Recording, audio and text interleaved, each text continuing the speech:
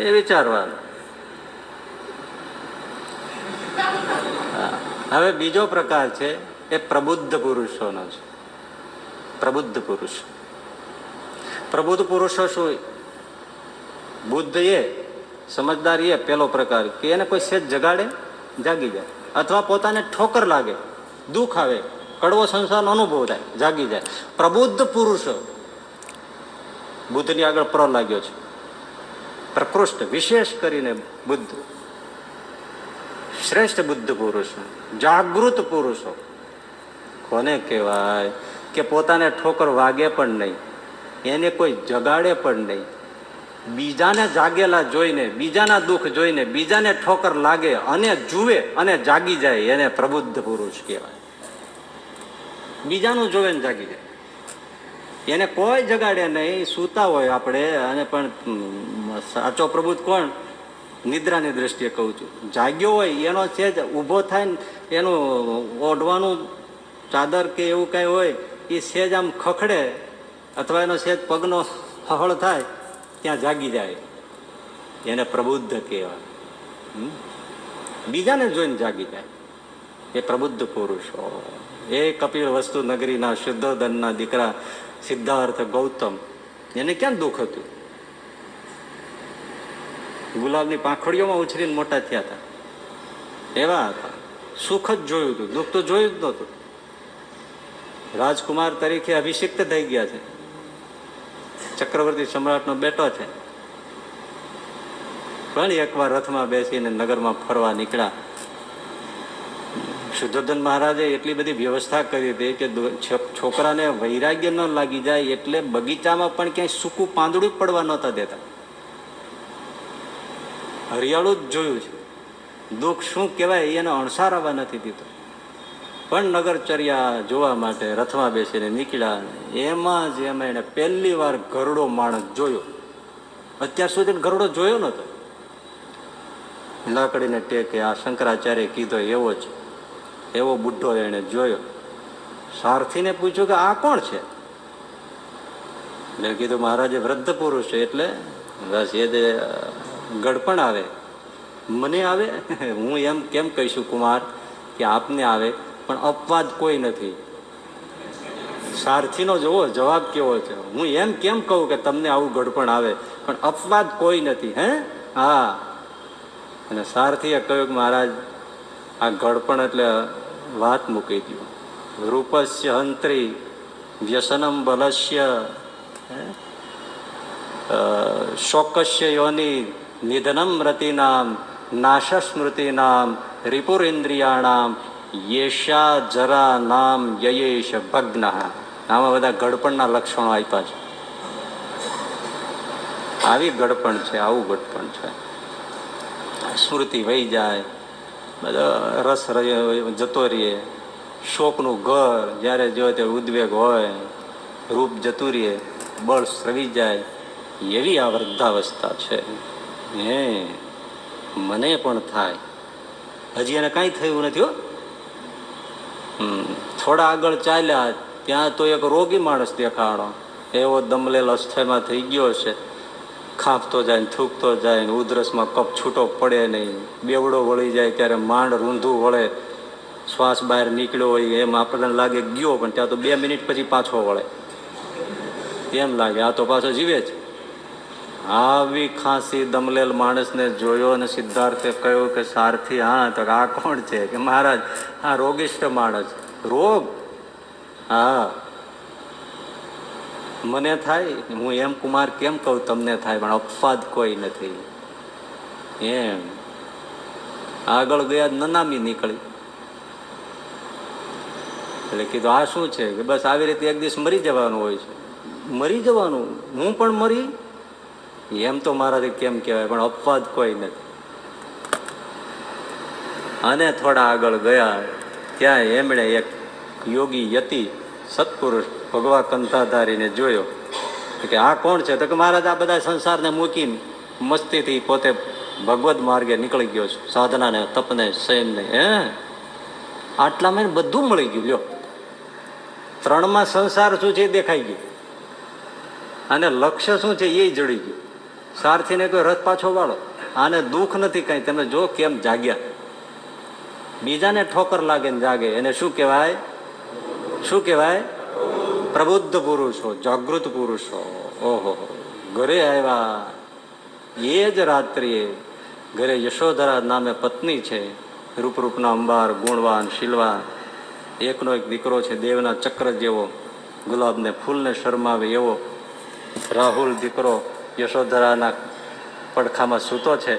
અને રાત્રિએ છેલ્લું એમનું મુખ દર્શન કરી, પ્રણામ કરી અને સિદ્ધાર્થ ઘર છોડી અને નીકળી ગયા. આવું મોટું રાજ્ય, આટલી સમૃદ્ધિ, બીજે દિવસે ભીખ માગીને ખાવાનું, પણ માર્ગ કેવો લઈ લીધો વિચાર કરો. એને પ્રબુદ્ધ પુરુષો કહેવાય ને એ જ ભગવાન બુદ્ધ. કેવી વાત છે! જાગનારા જાગે છે. પણ આનાથી નહીં, તમે જુઓ દુઃખમાં જજી કોઈનું જોયું જાગી જાય, પણ સુખમાં જાગી ગયા એ તમે જુઓ. શ્રીજી મહારાજે ભાદરાથી કાગળ લખ્યો 18 જણાને, હે માચા સુરા સોમલા અલૈયા, મૂળું નાજા માતરામા મૈયા, અજા જીવા વીરદાસ વળી, લાધા કાળા કમળ શિમળી, એહ સર્વે તજી ઘર બાર, થાજો પરમહંસ નિરધાર. એ કાગળ લખ્યો અને ખેપિયાને મોકલો, જાઓ આ બધા કોઈ ગામ ધણી, કોઈ ગામના પટેલિયાઓ, સુખી સમૃદ્ધ શેઠિયાઓ, એને કાગળ આપે. કાગળમાં લખેલું કાગળ મળે ત્યારે જ્યાં હોય ત્યાંથી નીકળી, કુંભારને ત્યાંથી ઘેરું મંગાવ્યું, કપડાં રંગી ભગવા પહેરીને ચાલી નીકળજો ને અમને પછી મળજો, કાશિયા જઈને પછી અમને મળજો, ભેળા થતા જાય. એમ બધાને પેલી મેસેજનો કાગળ ચિઠ્ઠી આપતો આપતો માણસ મેથાણના અજા પટેલ રાજ દરબારમાં અને ગામમાં પટેલ સુખી માણસ, ઘોડાઓ ને બળદો ભેંસો ને ગાયો ને કેવી ખેતીવાડી, ગામધણી દરબારો એને પૂછીને કામ કરે. આવી ખ્યાતના માણસ એ અજા પટેલને આવીને પહેલા કાગળ આપવાનો હતો, પૂછ્યું ક્યાં છે Patel? Here's how I turned એ તો કડુ ગામ ગયા છે, લખતરની, સુરેન્દ્રનગરનું લખતર, એની પાસે કડુ ગામ છે. ત્યાં એમનો બાણો રે કલ્યાણદાસ. ભાણાના મા બાપ અવસાન પામેલા, એટલે ભાણાને પરણાવવાની જવાબદારી આને. હવે ભાણાના લગ્ન લેવાયેલા, અહીં જાન ઉગલવાની તૈયારી, ઢોલ વાગે, શરણાઈઓ વાગે, મંગળ ગીત ગવાય, વરરાજા લાટા પાટા થઈને શણગારીને કલ્યાણદાસને પરણાવવાનો, પોતાનો મા ભાણે જ. ત્યાં અજા પટેલ બેઠા છે અને જાનની બધી ઉગલવાની તૈયારીઓ. કેવું વાતાવરણ હોય! ત્યાં પેલા એ આવીને સંદેશો આપવા વાળે કાગળ આપ્યો અને અજા પટેલે ખોલ્યો વાંચ્યો અને કીધું, કલ્યાણદાસ ભાણા તો હા, શ્રીજી મહારાજનો કાગળ આવી ગયો છે, મને ભગવા કપડાં પહેરીને નીકળી જવાનું ફરમાન છે, હું જાઉં છું, લે જય સ્વામી નારાયણ. લ્યો, ઓહો હો હો, એ ગજબ! આમને જવાબદારીમાંથી નીકળી જવું. એટલે કલ્યાણભાઈ એટલે એનો ભાણો કે પણ મામા કાગળ વાંચવા તો દ્યો. એટલે કાગળ વાંચ્યો તો કે આમાં મારું જ નામ છે. એટલે તારું ક્યાં છે? આમાં છે જ નહીં. તો કે છે હરખું વાંચવામાં નીકળશે. અરે છે જ નહીં, આમાં ક્યાં કલ્યાણદાસ નામ લખ્યું છે તારું? તો કે એમાં લખ્યું છે ને, માચા સુરા સોમલા અલૈયા આદિક સર્વે. આદિકમાં હું આવું કે નહીં? આદિમાં કોણ ના આવે? હા, તો એમાં હું છું, હું આવું છું. અરે તારે બેટા ના હવાય, તું આ ઘરનો મોટો દીકરો અને આવા મંગળ લગ્નનો પ્રસંગ છે, આખું ગામ, આખા આપણા પરગણાના બધા સગા સંબંધીઓ અહીંયા બધા બેઠા. એ મામા એ હવે વાત ગઈ, બસ સુખમાં જાગી જાય અને આમાં લગ્નના ઢોલ વાગતા હોય નીકળી જવું. હે, કોઈને એમ કે તમારી આની હારે વાત હાલે છે તોય ખહે નહીં.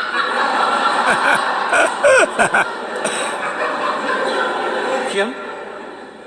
તોય ખહે નહીં એમ, કદાચ મેળ પડે. અરે શું ભલા માણા વાત કરે. અને અહીંયા તો લગનિયા લેવા ગયા, ઢોલ ઢબુકી ગયા અને કે હું આમાં આવું છું, મારું નામ છે, અને છલાંગ મારીને ગોળીઓ નીકળી ગયા. અને મામો ભાણે એક સાથે હાથમાં હાથ મિલાવી નીકળી ગયા. ગામ જોઈ રહ્યું, ઘણા આંસુડા સાર્યા પણ નીકળી ગયા. લ્યો બોલો. અને 19 જણા જયારે ભુજ મહારાજને મળ્યા ત્યારે મહારાજે મીંઢોળ બંધો જોઈને કીધું કે એલા જુવાન કલ્યાણદાસ તારું ક્યાં નામ હતું? તો કે મહારાજ આદિમાં આવું ને એમ.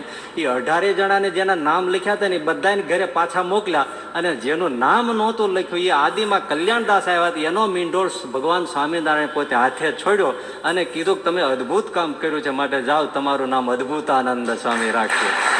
હવે સુખમાં જાગી જાય. ભગવાન બુદ્ધે તો દુઃખ જોઈને જાગ્યા, આ તો ઘરનું સુખ જોઈને જાગી ગયા. અને મામાને સુખને માર્ગે જાતા જોયા જાગી ગયા. કેવા પ્રબુદ્ધ પુરુષો! વાત મૂકી દે. છાતી કઠણ રાખવી પડે ને સાંભળતા, એવું છે ને. વિચારીએ તો જ થાય. આ નાટક નથી કાંઈ.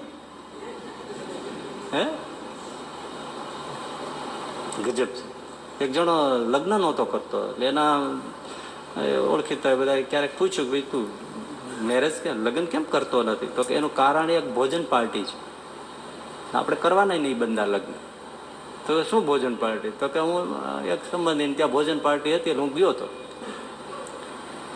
તો એમાં બધી ભીડ હોય જમવાનું, પછી આમ બધા ઉઠીને લેવા જમવા જતા હોય, બુફે હોય આવે ત્યાં. એમાં મારી આગળ બેન એક હતા, તો ભૂલથી મારો પગ એના પગ ઉપર આમ દબાઈ ગયો, એટલે એનો શેક પગ કચડાનો ભૂલથી. એટલી બધી ગીર્દી હોય, ભીડ હોય, ધક્કામુક્કી થતી હોય, ઉતાવળ હોય સૌને, તો ભૂલથી જ મારો એના પગ ઉપર આવી ગયો. અને જે બાઈ વિફરી છે, એકદમ સૌમ્ય લાગતી મહિલા જાણે મહાકાળી જગદંબા જેવી થઈ ગઈ. હાય મોટી લાલ ટમેટા જેવી આંખો થઈ ગઈ, ચહેરો ગુમ થઈ ગયો, વાળ બાળ મીડા ફફડવાના, આમ પાછળ ફરી અને હાથ ઉગામીને મને હમણાં ઉપાડી જ લીધો એવું જ થઈ ગયું. હમણાં એક મારશે ને 2-3 દાંત ખીરી નાખશે, એવી ભયંકર મુખ કરીને મારી પાછળ આમ ફરી. પણ જેવું મારું મોઢું જોયું એકદમ શાંત થઈ ગઈ. સોરી હો, તમે છો? એટલે શાંત થઈ ગઈ. મેં કીધું કેમ, શું થયું? તો કે મને એમ કે મારો પતિ છે.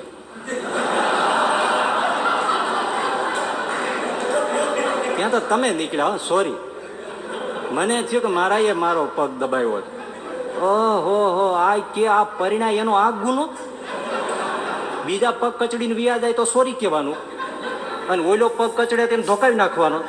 આટલા હાટો લગ્ન કરો, હરામ હવે ખાય કોઈ પરણે. બોલો, લગ્ન જ નથી કરવા, આખી જિંદગી આમ જ રાખો, ગમે એના પગ કચડો, કોઈ બોલે જ નહીં.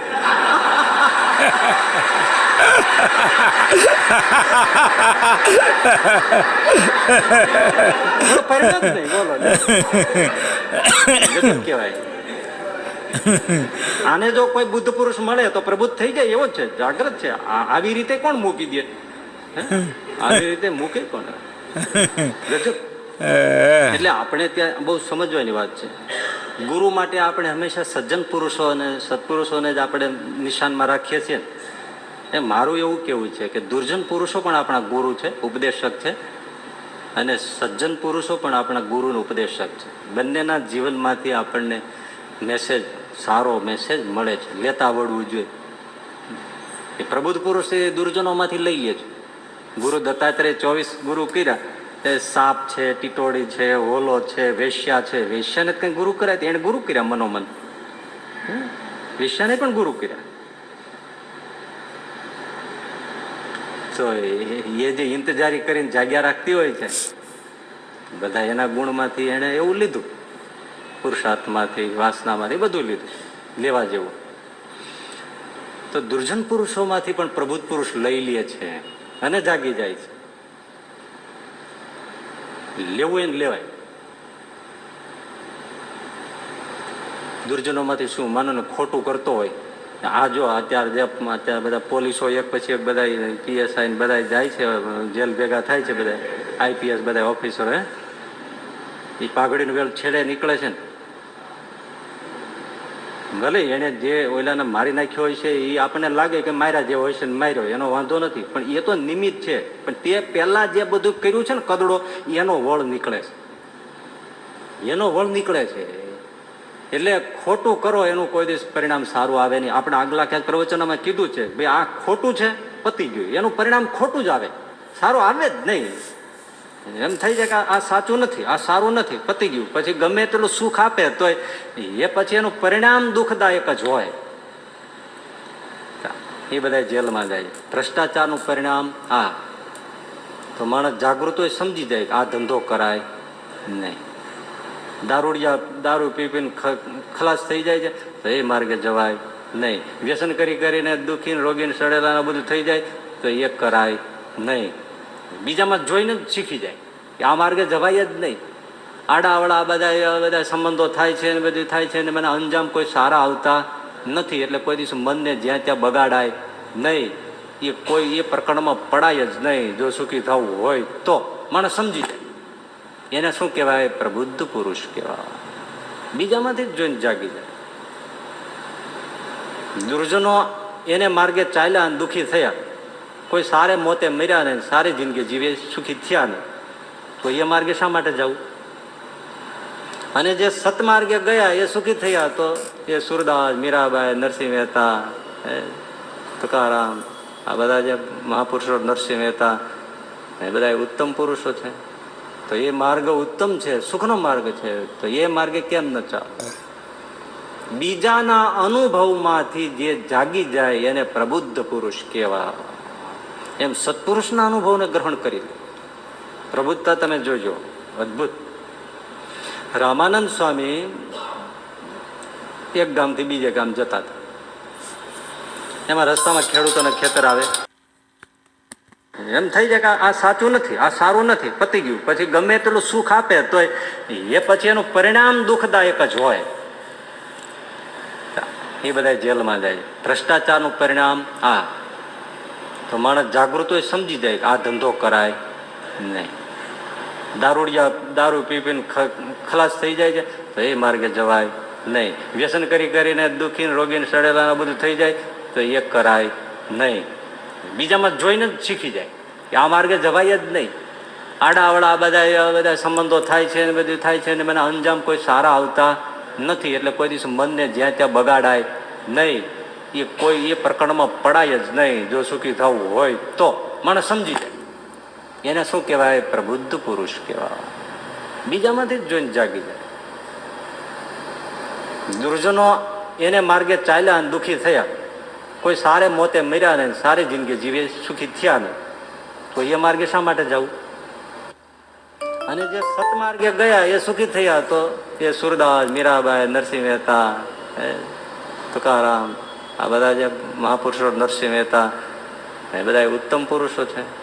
તો એ માર્ગ ઉત્તમ છે, સુખનો માર્ગ છે. તો એ માર્ગે કેમ ન ચાલે?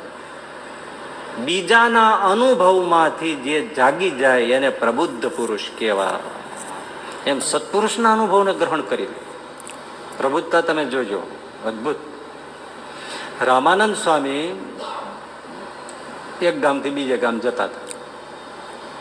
એમાં રસ્તામાં ખેડૂતોને ખેતર આવે. તો એક ખેડૂત હળ ચલાવતો હતો. તો રામાનંદ સ્વામી ત્યાંથી રસ્તાને કાંઠે જ ખેતર. એટલે કીધું, પટેલ રામ રામ, રાધેશ્યામ, જય સીતારામ. એટલે ખેડૂત ઉભો રહ્યો. હે મહારાજ, રામ રામ, રાધેશ્યામ. હા, હળ ઉભું રાખ્યો. સાવ આમ નજીક જ ને, શેઢાન કાંઠે રોડ. રામાનંદ સ્વામી કે, પટેલ ખેતી કરો છો? હા મહારાજ, ખેતી તો કરવી જ પડે. જોજો હો, પણ જીવતરની ખેતી રહી જાય નહીં. એટલે મહારાજ, એટલે શું? ભજન, સત્સંગ, સેવા, સત્પુરુષોનો સમાગમ, ધ્યાન, ભજન, એ આપણી જીવતરની ખેતી છે. એ રહી જાય નહીં. જોજો પટેલિયા. હે મહારાજ, હા એ કરજો. બાકી તો આ સંસાર ધુમાડાના બાચકા છે. ધુમાડો હોય ને એમાં તમે બાચકા મારો, હાથમાં શું આવે? હવે ગોટામાં ગોટા ગમે તેવો ઘાટો ધુમાડો હોય પણ તમે આમ ભરેલ બાચકા મારો, મુઠ્ઠીમાં પકડી લેવા કરો, શું આવે ભાઈ? આમ આમ ગમે એમ કરો. એમ સંસાર એવો જ છે. આમ આમ કરો, હાથ કાળા થાય, બાકી કઈ આવે નહીં. રામાનંદ સ્વામી કીધું છે ને કે ભાઈ આ તો સંસાર છે ને ધુમાડાનો બાચકા છે. આમ લાગે ઘટાટોપ. હા, ધુમાડો સુંદર લાગે ઘણી વાર. હા, ધુમાડો સુંદર લાગે પણ આમ પકડી લેવા માટે મથો હાથ કાળા થાય પણ મુઠ્ઠીમાં કઈ આવે નહીં. પટેલ, એમ સંસારમાં કરીને તૂટી જશો. હાથમાં કાંઈ નહીં આવે, સંસાર અસાર છે, માટે જીવતરની ખેતી કરજો, એ રહી ન જવી જોઈએ, ભજન કરવું, સત્સંગ કરવો. હા મહારાજ. બોલો ખેડૂત શું કે છે ખબર? હા મહારાજ, તમે કયો છો તો સાચું જ હશે. આને પ્રબુદ્ધ કહે છે. તમે કહો છો તો સાચું જ હશે, સંસાર છે એ ધુમાડાના બાચકા જ હશે અને ભજનમાં જ માલ હશે મહારાજ. તમે કયો છો સાચું હશે. તો પટેલ હરી ભજશો? ભજીએ જ નહીં. તમે મહારાજ કહેતા હો તો ખોટું કયો નહીં. ખેડૂતનો રણકાર જોવો તો આપણને 1000 શંકા જાય કે વાત સાચી છે, પણ એ પણ ન જાય આપણે. ત્યારે પેલો કે મહારાજ તમે કયો છો સાચું છે અને તમે કયો ભજન કરો, કરવું જ જોઈએ મહારાજ. ભજન કરીએ. ક્યારે કરશો? તમે કયો ત્યારે. એમ તો હાલો હાલો હાલો અમારી હારે હાલો. એમ નમ હળ ખેતરમાં રાશ મૂકી, ખરપિયો મૂકી, લાકડી મૂકી, કોઈને કહ્યા વગર સાવ અજાણ્યો ખેડૂત રામાનંદ સ્વામી પાછળ પાછળ હાલતો થઈ. અને રામાનંદ સ્વામી એને આવી લોજમાં એને દીક્ષા આપી અને નામ પાડ્યું રામદાસજી, જે પછી ભાઈ રામદાસજી તરીકે ઓળખાયા. એ ભાઈ રામ. આ દોરા ગામની સીમમાં ઘટેલી ઘટના છે. બોલો. અને આમ નીકળી જવું, આને શું કહેવાય? પ્રબુદ્ધ પુરુષો છે. એ પ્રબુદ્ધતાને પ્રથમના 16મા વચનામતમાં શ્રીજી મહારાજે બિરદાવી છે. આ વચનામતને વાંચો, એમાં ખજાનો કેમ તમે નીકળે તમે જુઓ. એ પ્રથમના 16મા વચનામતમાં મહારાજે કીધું કે જે વિવેકી છે એ ભગવાન અને સંત જે વચન કહે તેને પરમ સત્ય માને. જો માન્યા ને પેલા પટેલે રામદાસજી, ભાઈ રામદાસજી, જો પરમ સત્ય માને. હજી વાત સાંભળજો, શું વાત કરી છે. આપણને એમ થાય કે આવું હશે, આવું હોય તો જ કર્યું, કીધું હોય ને મહારાજે. મહારાજ કે ભગવાન અને સંત જે કહે તેને પરમ સત્ય માને. અને સંત એમ કહે કે તું દેહ નથી, તું મન નથી, તું ઇન્દ્રિય નથી, તું પ્રાણ નથી, તું એ તો બધું અસત્ય છે અને તું તો સત્ય સ્વરૂપ એવો આત્મા છો. તો એ સંત કહે તે પ્રમાણે દેહાદિક સર્વેને અસત્ય માને અને પોતે આત્મા રૂપે વર્તે અને મનના ઘાટ ભેળો તો ભળે જ નહીં, નોખું પાડી નાખે. અને મનનું કયું કરે જ નહીં. પછી નહીં, સંતોએ કીધું કે મનનું કયું ન કરે. વાત પૂરી. હા, કેવું કહેવાય? આને પ્રબુદ્ધ કહેવાય.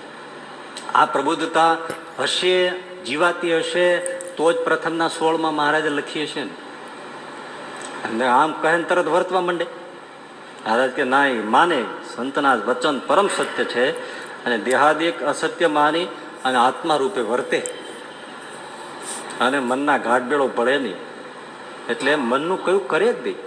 મન માગે દે નહીં, મન કેમ કરે નહીં. એ ભાઈ કેવી વાત છે. આપણે તો મન કે એમ જ કરીએ છીએ. ભગવાનને સાધુ કે એમ ક્યાં કરીએ છીએ? આપણને મન થાય ધૂનમાં જવું છે તો જ જાય, બાકી કઈ કઈ મરી જાય તો ન જાય. કયો? હા, આપણને મન થાય તો સત્સંગમાં આવીએ, બાકી સાધુ બીજા કઈ કઈ મરી જાય તો આપણે આવીએ નહીં. સાધુ એ તો કે એના તો ધંધો છે કે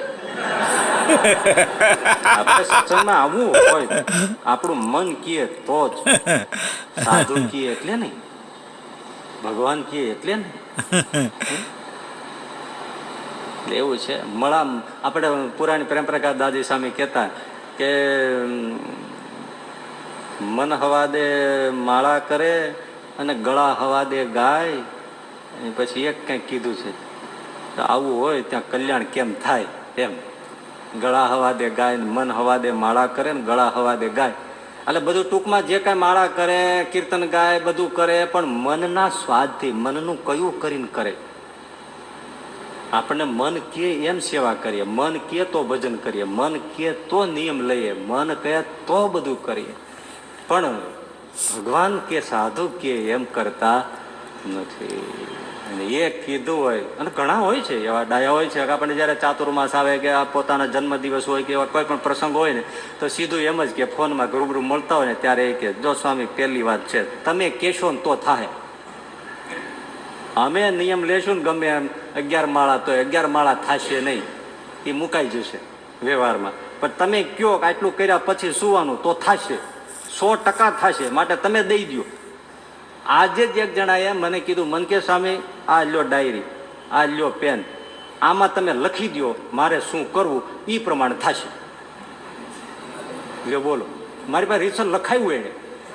મને કે બાકી ગમે હું મારા મનને સમજાવું તો નહીં થાય. એ વાત 101% જેવી છે. મને આમથી આમ કરશે ને આમથી આમ છટશે ને આમાં આમથી છટકી જશે, હવે તો થાક લાગ્યો છે ને ફલાણું થયું છે ને સમય નથી ને પેલું છે, એ 1000 બાના કાઢશે. બાકી એક જ વસ્તુ છે ને મને, પણ એની આંટીને દાદ દેવી પડે ને. આપણે તો 1000 લખી દીધું, પાના ફાડીને ક્યાં ખોવાઈ જાય એ ખબર પડે ને. પણ એને સલામ હું તો ઘડીક જોઈ રહ્યો, એ કે ના તમે લખી દો એટલે પૂરું થઈ ગયું. એમ એ લખી દો એટલે તરત મારું મન કે છે એલા એ સાધુએ કીધું છો, હવે હારા આગો પાછું છું મારી નાખું. એ કેવો ટાઈટ માણસ કહેવાય, ગજબ. અને એવા ઘણા છે ને, આપણે જોતા હોઈએ છીએ એવા. કેવી વાત છે. એટલે જ ભાઈ છે ને કે સાધુ જેવા વર્તમાન કદાચ ન પડે, સાધુ જેવી કદાચ સારંગપુરનું 10મું એવી સ્થિતિ, એવા બહુ મોટી વાત કરી છે. એવા કેવા બ્રહ્મરૂપ સ્વરૂપ ભગવાનની સાથે ઓગળી ગયેલા સંતની વાત સારંગપુરના 10માં વાત કરી કે જેનું દર્શન થઈ સાક્ષાત ભગવાનનું દર્શન થયા તુલ્ય માને, જાણે મને ભગવાનનું દર્શન થયું. એવા સત્પુરુષ, એનું જેવું કલ્યાણ કોનું થાય તો કે જે એ સાધુ કહે એમ કરે, અને 5 જોડા રોજ સવારમાં ઉઠીને માથા મારે તોય અવગુણ ન આવે, અને એનો પાસે પીડ્યો રહે અને એનો સંગ છોડે નહીં, તો ઓલાને જેવું ભગવાનનું સુખ મળે ને પ્રાપ્તિ મળે એવી આ પીડ્યા રહેનારાને મળે. બોલ, બ્રહ્મ જ્ઞાન 10મા સ્થાનમાં ગુરુ હોય. એની વાત તો આ ગજબ છે એમ. પણ એ થાય કેવું છે? કારણ કે આ રેલવેનો પાટો લાઈન જેવું તો જીવન નથી. ક્યારેક સાધુ હસી બોલાવે, ક્યારેક ન બોલાવે, ક્યારેક માન આપે, ક્યારેક અપમાન કરે, ક્યારેક ગગલાવે, બધું થાય ને. ત્યારે આપણે તો હોળે કળાઈ ખીલેલા રોજ ક્યાંથી જોવાય? એ ભાઈ આવો ભાઈ, શરબત પીવો, છાશ પીવો, 2 પેંડા ખાતા જાવ તો કોને કઠે છે? રોજ મગજના લાડુ મેસૂર ને બદામના બધું દીધે રાખે તો ક્યાં વાંધો છે? પણ જયારે ગગલાવે, થોડા સેવા કરતા હોય ગગલાવે, તો એ પાછું બહુ કઠણ પડ્યો. ખરો કે આટલું કરીએ છીએ ને,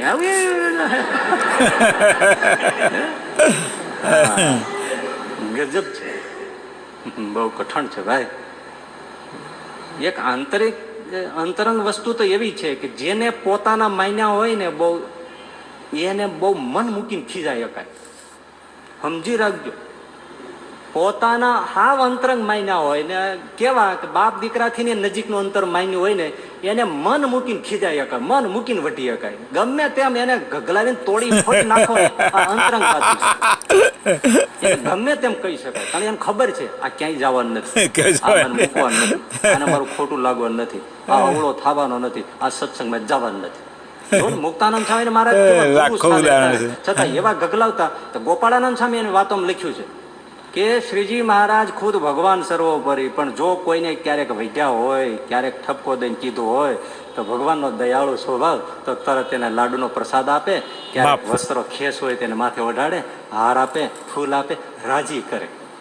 હું વઢી ગયો છું તો પાછો વયો ન જાય, નહીતર એને આ જોગ ક્યાંથી થાય છે? પણ ગોપાળાનંદ સ્વામી લખ્યું, એક મુક્તાનંદ સ્વામી જેવા હતા, એને મહારાજ ગમે તેટલા વઢે, આડે દિવસે મહારાજ મુક્તાનંદ થઈને હાર આપે, ફૂલ આપે, વસ્ત્ર આપે, પ્રસાદ આપે, બધું કરે. પણ જે દિવસે વઢ્યા હોય તે દિવસે કાંઈ ન આપે. કાંઈ ન આપે. કેમ? તો કે મુક્તાનંદ સ્વામીનો મહારાજને ભરોસો કે આમાં ફેરફાર થાય એમ નથી. તે દિવસે એને કાંઈ ન આપે એમ. ગોપાળાનંદ સ્વામીને લખવું પડ્યું, તે દિવસે તેને કાંઈ ન આપે, બીજા દિવસોમાં આપે.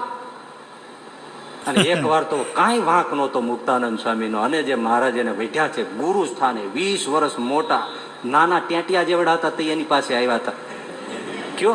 હાવ ટેટિયા જેવડા હતા, હૂક લકડી જેવું શરીર હતું. મુક્તાનંદ સ્વામી તો પટ શિષ્ય. ત્યારે લોએસ ગામમાં એની પાસે આવ્યા હતા. કેવા હાવ નનકડા હતા સહજાનંદ સાહેબ, નીલકંઠ એવા. હવે એને જયારે કઈ કાંઈ વાંક નહોતો.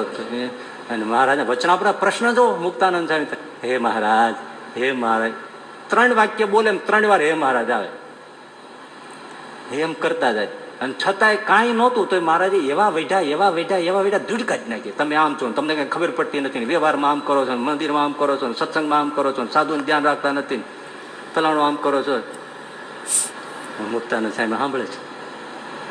જાઓ અહીંથી, બરો મને એકલા હોઈ જવા દો એમ કે માથે ઓઢીને હોઈ ગયા. મુક્તાનંદ સાહેબ પગે લાગ્યા, હા લાગ્યા. બીજા જે હતા સંતો હા લાગ્યા. એ જેવા બધા નીકળ્યા ને અને મહારાજ બેઠા છે. પાર્ષદને કે અહીંયા હા જોયા મુક્તાનંદ સ્વામી શું કરે છે. તે ઓલ્યો ગયો ને જોઈ રહ્યો. મુક્તાનંદ સ્વામી શું કરતા ખબર? અક્ષરવર્ણીની પાછળ મહારાજને નાવા ધોવા માટે બેસે, પછી હાથ ધોવા માટે માટી જોઈએ ત્યારે ક્યાં લક્ષને લીરી લેવા સાબુ હતા.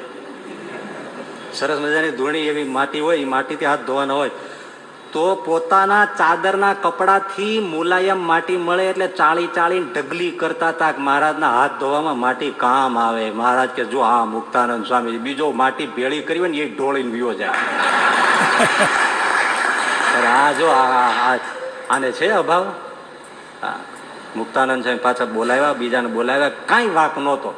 છતાં મેં કીધું, છતાંય જો સેવા કરે અભાવ નથી. એટલે અમે કીધું છે દિન પ્રતિદિન લોજમાં મળ્યા ત્યારથી અત્યાર સુધી અમે દિન પ્રતિદિન જોયું છે કે એનો શ્રદ્ધા મહિમા વધતા ને વધતા છે, પણ મોડા તો પડ્યા જ નથી. કેવા છે ઘડીએ ઘડીએ મોઢાના રંગ બદલે. સૂરજમુખી સૂરજમુખી તો સારું કહેવાય, પણ આ બીજા ફૂલ જેવા 12 માસી એવા ફૂલ વગેરેના સુગંધ વગેરેના રામ રામ રામ વાત મૂકી. એટલે એક વાતમાં જાગી જાય એ પ્રબુદ્ધ પુરુષો છે. સંતમાં આટલો વિશ્વાસ, એ કે ખોટું નાખ્યું, કેવી નિષ્ઠા એ તારી દે. તો પ્રબુદ્ધ પુરુષો એ દુર્જનમાંથી પણ બોધ લઈ લે અને સજ્જનમાંથી પણ બોધ લઈ લે. ભાઈ રામદાસજી થયા દ્વારા ગામના. હવે ત્રીજો પ્રકાર છે, એ કોણ એ આપણે નક્કી કરવાનું છે. એ છે અબુદ્ધ પુરુષ. અબુદ્ધ એટલે બુદ્ધુ, બુદ્ધિ વગરના, બુદ્ધુ, કોઈ વાતે સમજે નહીં. એ પોતે એને કોઈ જગાડે તોય જાગે નહીં, બીજાનું જોઈને પણ ન જાગે, અને એના માથામાં વાગે તોય ન જાગે. એને અબુદ્ધ પુરુષ કહેવાય. ઠોકર લાગે, ગમે તેટલો હેરાન થાય, ગમે તેટલા સંસારના કડવા અનુભવ થાય, તોય જાગે જ નહીં. સંસારમાંથી બહાર નીકળે નહીં, વાસના તૂટે નહીં, અવળે માર્ગેથી પાછો વળે નહીં. એને શું કહેવાય? અબુદ્ધ. ના ના, આપણે એટલે તમારે તો બીજાને માથે નાખી દેવું છે. મારે ને તમારે બીજાને માથે નથી નાખવાનું. એ આ ત્રીજો એ આપણે છીએ પોતે. કેમ બુદ્ધ હોત તોય જાગી ગયા હોત, પ્રબુદ્ધ હોત તો ક્યારના ભગવો રંગ લઈ લીધો હોત. આપણે એટલે અત્યારે બેઠા છીએ, અને તોય કઈ લાગશે એની ખાતરી છે? હા લાગે. શું લાગે? છૂટ્યા પછી પ્રસાદ હરખો નહીં હોય તો લાગશે. રોજ હોય છે ને આજ કેમ નહીં? કોને છે? આપણને વાત. ત્રીજો પ્રકાર અબુદ્ધ પુરુષો. અબુદ્ધ, બુદ્ધિ વગરના, સમજે જ નહીં. ગમે એટલે સમજાવો, બીજાને જુએ તોય, અને ગમે તેટલું પોતાને અનુભવ થાય સારા માઠા તોય જાગે નહીં, ભૂલથી પાછો વળે નહીં. એ અબુદ્ધ પુરુષો.